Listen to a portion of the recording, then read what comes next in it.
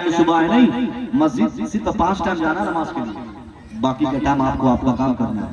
आप इबादत का तस्वुर अगर दिमाग में बिठा लेंगे तो आपके कदम कदम पर जहां जहां आप जाएंगे, अगर शरीयत के फरमान के मुताबिक अपना काम करेंगे तो एक एक कदम बढ़ाने में अल्लाह आपको नेकी देता है।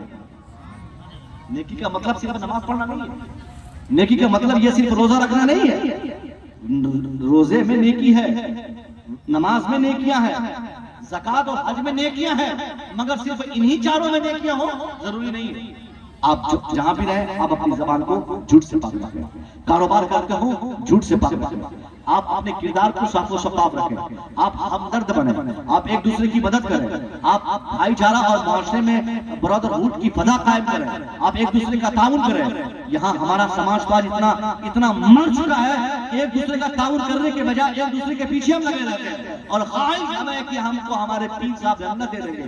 नहीं साहब, अगर हम गलत कर लेंगे तो हमारे पीर साहब नहीं, पीर साहब के पीर साहब भी हमको जन्नत नहीं दिला पाएंगे। और अगर हमने शरीयत के कवानीन पर अमल करके जिंदगी गुजारा तो हमें जन्नत लेने के लिए पीर साहब के दरवाजे पर खटखटाने, ये दरवाजे पर दस्तक देने की जरूरत नहीं पड़ेगी। हमारे अमाल की बुनियाद पर अल्लाह और उसके रसूल राजी रहेंगे, हमें जन्नत मिल जाएगी। मगर यह सारा भरोसा, नमाज छोड़ देंगे पीर साहब समझेंगे, रोजा छोड़ देंगे पीर साहब समझेंगे, इबादत नहीं पीर साहब समझेंगे। तो आप पीर साहब कितना समझेंगे? बहुत सारे पीर साहब तो ऐसे भी हैं जो इस वजह से जन्नत में चले जाएंगे कि उनके मुरीद अच्छे अच्छे, यानी मुरीदों की दुआओं से जन्नत चले जाएंगे पीर साहब। तो ये सुभान अल्लाह। हमारे चचा, हमारे एक मुश्त दाढ़ी है इनके चेहरे पे माशाल्लाह, वो भी चचा के पास एक मुश्त दाढ़ी है। अब ऐसे बुजुर्ग होंगे, अगर अपने पीर के बारे में दुआ करेंगे अल्लाह हमारे पीर को जन्नत अता फरमा दे, तो ऐसे मुरीद की दुआ क्यों नहीं करेंगे? तो इसलिए आप खुद ही ऐसा अमल करें कि आपके अमल की बुनियाद पर अल्लाह को पूरा माशरा चौपट कर दिया, बर्बाद कर दिया। भाई की दुश्मनी, एक दूसरे की चिढ़, एक दूसरे का जलन, एक दूसरे से लड़ना, एक दूसरे से भिड़ना, एक एक मुट्ठी जमीन के चलते लोग तलवार निकाल लेते हैं। दो भाई का एक दरवाजा आज नहीं हो पा रहा है, दो भाई एक आंगन में नहीं रह पा रहे हैं। ये नफरतें क्यों हैं? क्यों नहीं आप समाज बनाते हैं? अल्लाह के वास्ते आप भाईचारा को प्रमोट करें, एक दूसरे की मदद करें, एक दूसरे का सहारा बने, और ये सहारा इतना अजीम फायदा आपको पहुंचाएगा कि अल्लाह अगर इस मदद को, इस ताउन को और इस भाईचारे को अल्लाह पसंद फरमा ले तो आपकी दुनिया भी कामयाब रहेगी, आपकी आखिरत भी कामयाब रहेगी। और इन बेटियों से, मेरी बेटियों, घर में नफरत पैदा करने का एक तुम भी बहुत बड़ा माध्यम है। शादी होने के पहले दोनों भाई एक साथ, दोनों भाई एक ही गाड़ी से चलता है, दोनों भाई एक ही दस्तरखान में खाना खाता है, और शादी के सिर्फ 1 महीने के बाद पता नहीं ये लोग क्या कह देती है कि साहब दोनों में लड़ाई हो जाती है।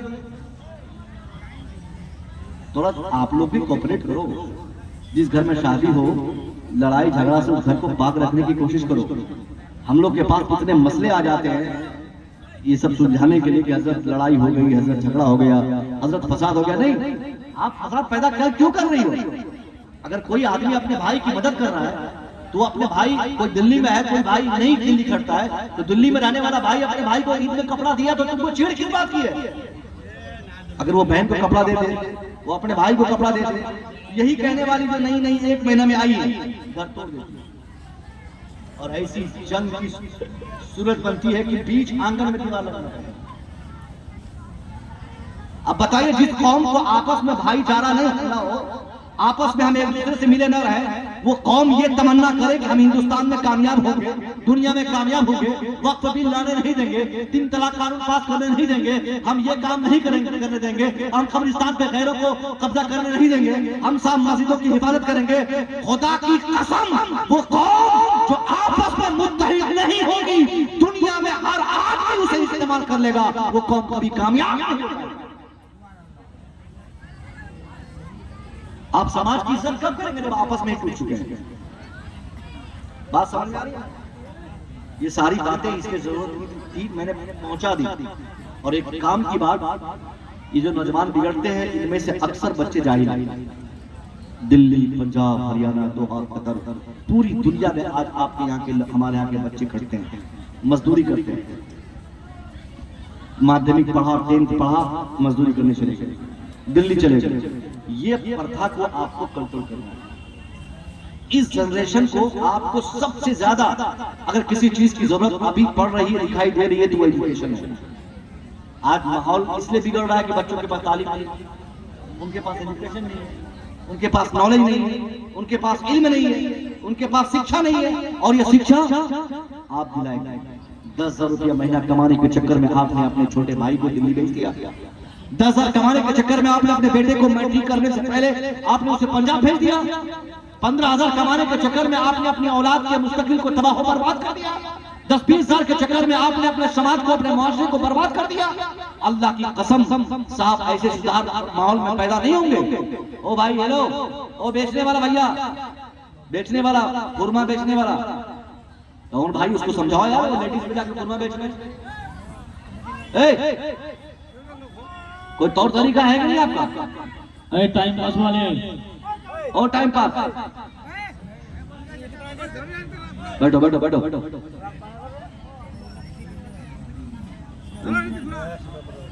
ये माहौल खराब रखकर आप चले जाए। लेडीज में न बेचे आप, पूरा मार्केट बना दिया, आप लोग मेला बना दिया इसको।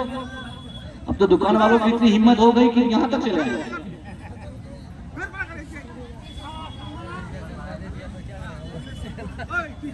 बताइए, ये नतीजा। पहले तो दुकानें सड़क पे रहती थी, अब दुकान वालों ने इतनी आजादी समझी कि अब वो लेके ही दुकान जलसे में आ गया। क्या क्या आप लोग सख्ती करेंगे तभी होगा। चलो ठीक है ठीक है ठीक है, हो गया हो गया, समझ गया, वो बेचारा चले जाएगा, लेकिन आइंदा ऐसा नहीं हो।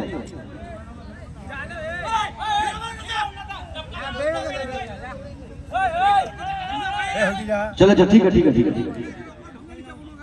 तरीका यही है कि लेडीज हमारी बेटियां हैं, लेडीज में हम लोग चंदा लेने के लिए भी लेडीज को ही भेजते हैं।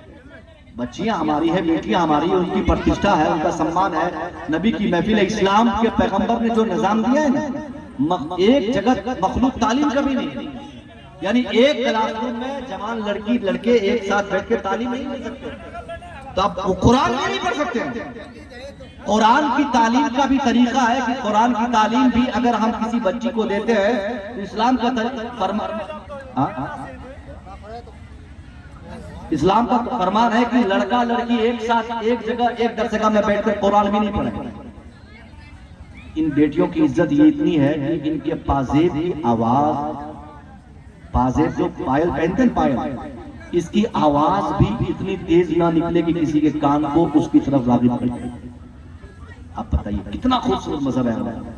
हमारी बेटियों की इज्जत को इस्लाम ने इस कदर उजागर करके बताया है कि हमारी बेटियां कुरान की तिलावत इतनी जोर से ना करें कि उनकी तिलावत की आवाज दूसरे के कानों तक पहुंचे और दूसरे उनकी तरफ देखने पर मजबूर हो जाए। अब बताइए, जिस इस्लाम ने आपको कुरान जोर से पढ़ने से मना किया, जिस इस्लाम ने पाजेब की झनकार की आवाज जो है वो भी बुलंद करने से मना किया है, उस इस्लाम ने हमारी बेटियों को कितनी इज्जत दी। इससे ज्यादा फरमाया कितनी इज्जत है। ये इज्जत इस्लाम ने दी है मेरी बेटियों, इसको संभाल कर रखो। बहुत हद तक मैं कह रहा हूं कि अगर आप कंट्रोल हो जाओगी तो हमारे माशरे के 95% बीमारियां दूर हो जाएंगी। आप बेटी हो तो बेटी की हैसियत से, माँ हो तो माँ की हैसियत से, बहन हो तो बहन की हैसियत से, दादी हो तो दादी की हैसियत से, हर सूरत में, हर घर में, घर चलाने वाली, घर में इस्लाह करने वाली सबसे बड़ी मुस्लिह दरसगाह अगर किसी को कहा गया तो माँ और बेटे। आप ही से समाज बनता है, आप ही से मुआशरा बनता है। आप कभी अल्लाह के वास्ते कभी ऐसा ना करो कि आपकी वजह से आपके मुआशरे को ये दिन देखना पड़े। बात मेरी अलग चली गई। मैं अर्ज कर रहा था कि आज की तारीख में सबसे ज्यादा तालीम की जरूरत है। आपको तालीम पे काम करना है। मक्के का सीजन आ जाए, नहीं, बच्चों की पढ़ाई छुड़वा कर मक्के नहीं कटवाना है। धान कटवाने के लिए पढ़ाई छोड़वा के नहीं भेजना है, आप खुद धान काटें, अल्लाह रिस्क का मालिक है। 5 साल के बाद आप तरक्की कीजिए, क्या दिक्कत है? घर नहीं बनेगा, 5 साल के बाद बनेगा, क्या प्रॉब्लम है? 10 साल के बाद मकान बनेगा, क्या दिक्कत है? अभी आप अगर झोपड़पट्टी में रहकर अपने बच्चों की तालीम की आपने फिक्र कर ली और अपने बच्चों को किताब पेंसिल पकड़ा दिया और कायदे से उसकी पढ़ाई पे अगर आपने पैसे खर्च किए, आज जो झोपड़पट्टी आप देख रहे हैं, इंशाअल्लाह 10 साल पढ़ने की इतनी बरकत मिलेगी, यहाँ झोपड़पट्टी की जगह पर एक शानदार इमारत पर मुश्तमिल आपका घर, आपका मकान। सुभान अल्लाह।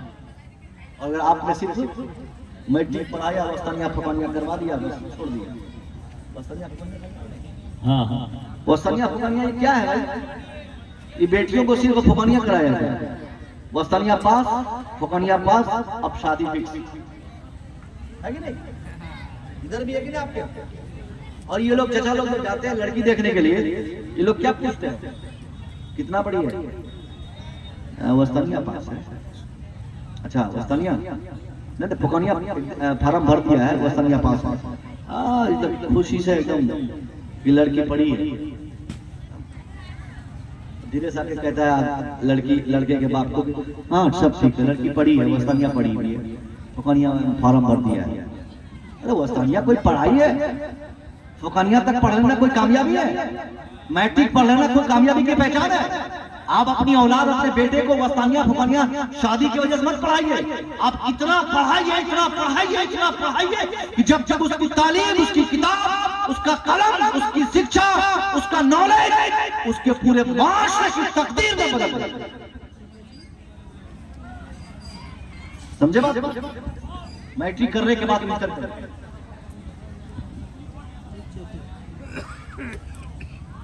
आप लोग दिक्कत में करें, हमारे पास स्पेशल बंगला खतीब है। अब बंगला खतीब वो भी ऐसा वैसा खतीब नहीं, बहुत धांसू खतीब आया बंगला खतीब। वो एक एक बात बंगला में बोल के आपको समझाएंगे। मैं तो इसलिए बता रहा हूँ ताकि चूंकि ये मेरा एक टॉपिक है, इस्लाह मुआशरा पर बात करनी थी, इसलिए मुझे ये हुक्म हुआ है। और वो खूब जम के खिताब करेंगे, जब तक आप सुनेंगे हर तरह से लिझा के आपको सुनाएंगे। मगर मेरी 2-4 कीमती बातें आप सुन लें। आप शिक्षा पे काम करें, तालीम पे काम करें, तो आप वादा कीजिए मुझसे कि आप अपने बच्चों को तालीम में लाने की आप कोशिश करेंगे। बोलिए इंशाअल्लाह। अगर किसी का घर बन रहा है ना, बनने दीजिए। यहाँ हमारे देहात में क्या होता है, एक आदमी अगर घर बना ले पक्के का, तो बगल वाला जो है देख के उसको परेशानी शुरू हो जाएगी। बोले हजरत क्या करते हैं, घर बना लिया, सब लोग जमीन खरीद रहा है, सब घर बना लिया, सब गाड़ी छकड़ा ले रहा है, अब मेरा बेटा भी पढ़ते रहेगा तो हम कब जिंदगी ये करेंगे? नहीं, कोई बना रहा है उनको बनाने दीजिए, उनको मुबारक हो, बना रहा है। आपका दिन अभी नहीं आया है, आप पढ़ाई पे ध्यान दीजिए, आपका दिन आएगा। जिसका घर देख के आप चिढ़ रहे हैं, आप अपने बच्चों को पढ़ाइए, उससे शानदार और बड़ा घर आपका बेटा बना के दिखाएगा। और कितना पढ़ाना है? मैट्रिक नहीं कराना, मैट्रिक के बाद इंटर कराना, इंटर के बाद बीए कराना, बीए के बाद एमए कराना, और तब तक पढ़ाते रहना है। और बच्चों को यह कहना कि बेटा हमारी जमीन पर तुम मत देखो, हमारा मकान मत देखो, हमारी प्रॉपर्टी मत देखो, हमारा पद मत देखो, अपने बाप दादा की संपत्ति पर तुम गुमान मत करो। बेटा हम जो कुछ भी है हम अपने लिए है। अब तुम जो कुछ भी हो, तुम्हारी किताब है, तुम्हारी पढ़ाई है, तुम्हारा स्कूल है, तुम्हारी तालीम है, तुम इतनी मेहनत कर दो कि तुमको बाप दादाओं की जमीन की हाजत। और यही फक्र है हजरत, हम पढ़ के क्या करेंगे, बाप दादा के पास तो बहुत संपत्ति है। 10 बीघा जमीन है, क्या है 10 बीघा जमीन? क्या है 10 नहीं 50 बीघा जमीन किसी के बाप को रहे, तो 50 बीघा जमीन को आदमी बेचना चाहे 5 दिन काफी है। 5 दिन में बेच के खा लेगा, बेच लेगा, खा नहीं पाएगा तो उड़ा देगा किसी चीज में। लेकिन अगर वही 50 बीघा जमीन पर फख्र न करने की जगह पर वो आदमी को अपने इल्म पर अगर फख्र हो, दुनिया की सारी चीजें खरीदी जा सकती है, सारी चीजें बेची जा सकती है, सारी चीजें बर्बाद हो सकती है, सारी चीजें तबाह की जा सकती है।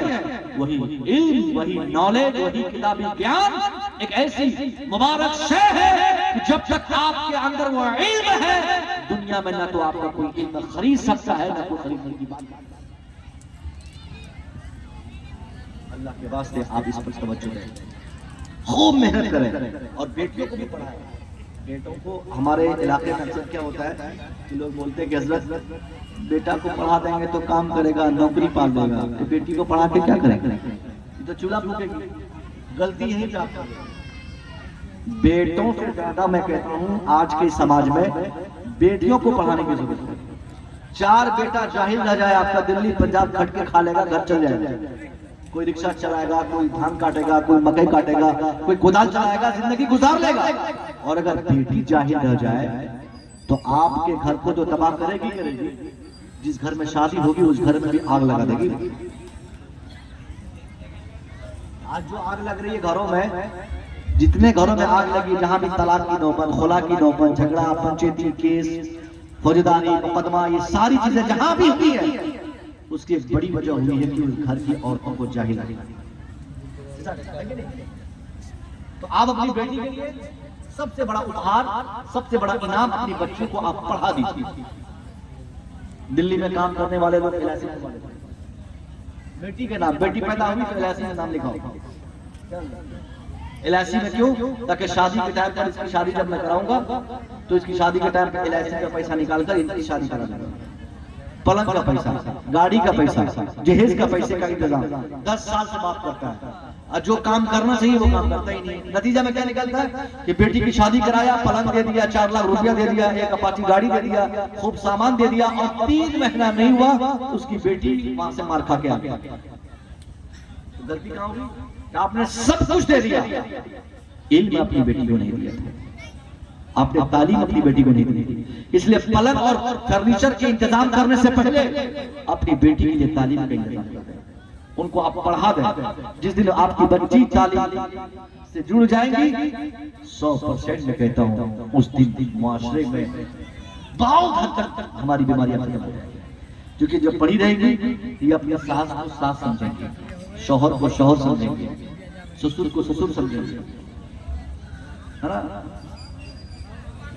आजकल घर में ससुर लोग जो होते हैं ना, कुछ ये लोग भी बहुत जिम्मेदार हैं, सास और ससुर। आग लगाने में ससुर और सास, इनका भी बहुत बड़ा हाथ होता है। यहाँ अक्सर गार्जियन मेरे पास सामने बैठे हुए हैं। अल्लाह के वास्ते एक पैगाम आपके लिए भी है कि आप अपने घर को जन्नत बनाने में जिम्मेदार हैं। आप अपनी बहू को कभी सताइए नहीं। सबसे पहला अपनी बहू को कभी परेशान मत कीजिए। कोई जंगली कानून घर में नाफिज मत कीजिए। ये कानून घर में बिल्कुल मत लाइए कि जब तक घर का सब नहीं खा लेगा तो बहू नहीं खाएगी। इधर भी है ना, आप क्या खाओगे? आपके यहाँ चलता है कि नहीं? सबसे लास्ट में कौन खाती है घर में? सबसे लास्ट में घर की पतोह खाती है ना, बहू। तब बुढ़िया पहले भी तो खा लेते। अरे वाह माशाल्लाह, बनाते बनाते खा लेते हैं। हम तो ऐसे भी सुने कि साहब अगर किसी की बहू खाना बनाते बनाते 1-2 रोटी खा ले अगर और सास देख ले उसको खाते हुए, तो वहां तो सास कुछ घर से बोलती नहीं है। दूसरे के घर पर जाएगी तब बोलेगी अरे हमारी वाली जो आई है ना, आधा किलो गोश्त तो खाली भूलते भूलते खा लेते। वही झगड़ा शुरू, वही से झगड़ा शुरू। बहू की बुराई करने में इतनी एक्सपर्ट हो गई आजकल की सास कि कहीं मुर्दा देखने जाए तो वो बेचारे जिसको देखने गया है जिस मुर्दे को, उसके बारे में कोई चर्चा ही नहीं। वहां चर्चा किसका है? उसकी बहू का या तो उसकी सास का। जलसे में आए 10 औरत एक जगह बैठ जाए, वहीं यही बात, वो सास की बुराई या सास बहू की बुराई। तो यही इसी में समाज में ससुर लोग जो होते हैं, मसला सुनिए, ससुरों को इस्लाम ने उसके बहू का कोई हक नहीं दिया। एकदम करेक्ट बात है। ससुर के ऊपर इस्लाम बहू के ऊपर उनके ससुर के लिए इस्लामी कवानीन के मुताबिक कह रहा हूं मैं, कोई हक नहीं। आप कहेगा तो लड़ाई लगवा दीजिएगा, जो थोड़ा बहुत पूछता है वो भी खत्म हो जाएगा। तो आपने गलत मसला बता दिया, ऐसा सोचेगा ना। अब मैं बताता हूँ, जिंदगी भर अगर किसी की बहू किसी ससुर को पानी तक न दे, 1 गिलास पानी भी न दे, तो इस्लाम के कानून के मुताबिक उस बहू की पकड़ नहीं होगी। ये नहीं पूछा जाएगा कि तूने अपने सास या अपने ससुर की खिदमत क्यों नहीं पूछा। ये और बात है कि वो जन्नती बहू होती है जो बगैर किसी दबाव के ससुर के सर में तेल रखती है। ये जन्नती बहू की कहानी कि अपने सास का पांव दबाती है, अगर ना दबाए तो कोई बात नहीं, अगर दबाए तो जन्नती बहू है। अच्छी बहू की पहचान है कि वो ससुर की खिदमत करती है, सास की खिदमत करती है। अगर वो ना करे तो शरीर एतबार से उसकी कोई पकड़ नहीं है। आप कहेगा कैसे हमारी बहू क्यों नहीं है पकड़? हम जवाब देते हैं आपको, इसलिए पकड़ नहीं है। आपके पास मान लीजिए 5 बीघा जमीन है, आप मर गए, ठीक, आपके मरने के बाद उसमें से क्या कट्ठा जमीन बहू को मिलेगा कुछ? आपके पास 10 लाख रुपया है, कितने रुपया का मालिक आपकी बहू बनेगी आपकी मौत के बाद? 1 रुपया न कानून दे पाएगा, न कचहरी दे पाएगा, न मौलवी दे पाएगा, न प्राइज दे पाएंगे, न कोई ज़ाब्ता ही नहीं है ऐसा जिस ज़ाब्ते की रोशनी पे कहा जाए कि चलो भाई ससुर 10 लाख रुपया छोड़ के मर गए तो उसमें से 10,000 रुपया बहू को दे दो, दिया जाएगा?